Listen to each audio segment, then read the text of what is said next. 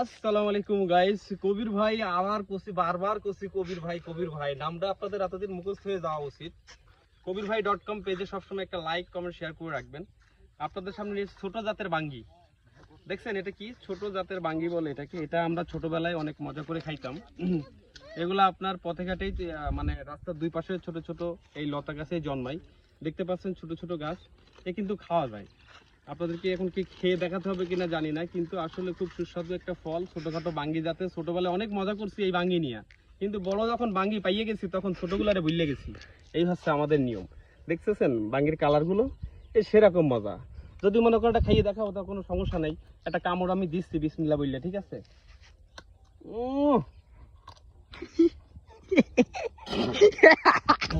এত তিতে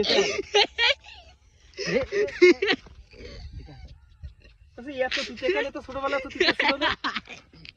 আচ্ছা যাই হোক, বড় হওয়ার সাথে সাথে আমাদের মুখে স্বাদ মনে চেঞ্জ হয়ে গেছে। ছোটকালে ছিল মিষ্টি, বড় হয়ে এখন এই ছোট বাঙ্গি তিতে হয়ে গেছে। আর কি করা, বরিশালের দিকে পাওয়া যাবে। হ্যাঁ, আপনারা কিন্তু এই যশোর অঞ্চলের জিনিস, এটা ভুলে বরিশালের মাল ভাববেন না, ঠিক আছে? কামড় একটা দিছিলাম, মনে করছিলাম যে মিষ্টি, কিন্তু মালটা আসলে খুবই তিতে, জঘন্য হয়ে গেছে। এখন আমার এই আবার মুখে পানি মারতে হবে। আল্লাহ হাফেজ, পরে আবার কথা হবে।